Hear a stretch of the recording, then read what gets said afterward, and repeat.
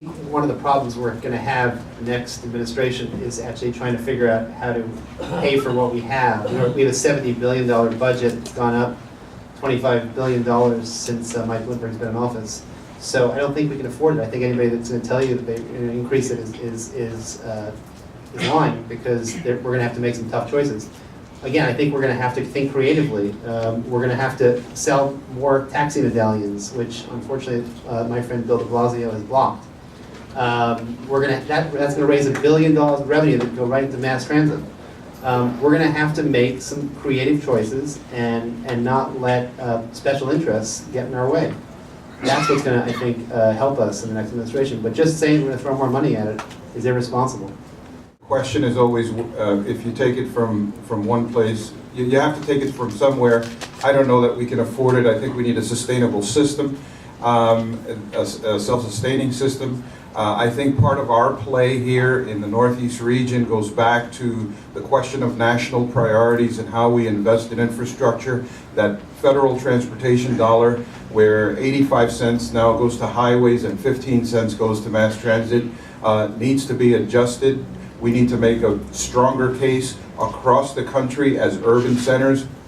That's where 85% of the population is, where the lion's share of our economic potential resides. This is where the economic engine is for this country and for this economy. So what we need to do is make a better case.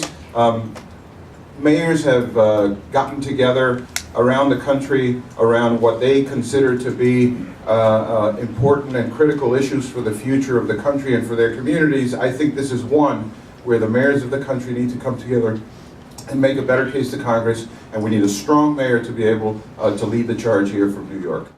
I can't see how we could make that kind of increase in the contribution to mass transit responsibly, because sadly the next mayor is going to be handed a huge number of unresolved labor contracts by the current mayor. That's his gift to the future. And it's going to hit us like a ton of bricks. So I don't think it is responsible to commit funding that we're not going to have. I think the other approaches I outlined are where we need to go to find sustainable resources. One other point to Tom Allen, my friend. You can change political parties, Tom, but you can't change the facts. The fact is that the state Supreme Court struck down the mayor's effort on the taxi medallions because it was unconstitutional, because it violated the home rule provisions of state law. That's why it happened. You would be well to check that legal opinion. Right now, the fact that we spend one-fifth of 1% of the city's budget on mass transit is deplorable. This is the reason why you have mass transit passengers in the city of New York paying 60% of the actual cost of a ride, whereas the national average is that the passengers only pay 40% of the actual cost of the ride. This impedes economic development. It makes it harder for people to get to and from work and to find jobs, and it creates congestion, air pollution, all sorts of societal ills that you do not want to have. So we need to figure out a way to boost the funding at the federal level, like I talked about before, reallocating some of the Transportation Equity Act funds, getting the state to start coughing up on the capital plan for the MTA as well. But the city has to invest more money and spend more money to upgrade and to support the mass transit system with buses and subways. Now we're talking about, if your question, Mark, was to increase from 0.2% to 1%. That's not billions of dollars, that's $560 million. $560 million is a lot of money. But you know what? We're spending hundreds of millions of dollars every single year, giving it away to corporations and private developers that are supposed to create jobs. And my auditing found that in the vast majority of the cases, they created no jobs. That's money that could be much better used on mass transit. You can't, particularly when you're in my position, somebody who this spring and early summer of this year is going to have to negotiate the budget for next year. I can't make commitments like that in a vacuum. I think spending on mass transit is money well spent, but I can't and won't make a commitment in a vacuum today in February And we don't know exactly what the numbers are gonna be like in June, and we certainly, none of us at this table, know exactly what the numbers are gonna be like a year from this June. So if you look at the record of the council, we've expanded ferry service. We got it so the 7 could be extended. We fought to keep Metro cards for students in the city of New York. But I can't tell you yes to a number and just have it be words. That has to be worked out when we are in the thick of the negotiations, when we have the numbers. And to say yes now in a vacuum, just at this forum, would be irresponsible. There is absolutely no money being put on the side, reserved against that, not a dollar that's being reserved against any settlement. That is the ticking time bomb that awaits the next resident of City Hall, the next mayor of the city of New York. So I can't say yes. I've outlined ways that generate between $1.7 billion and $2 billion for mass transit.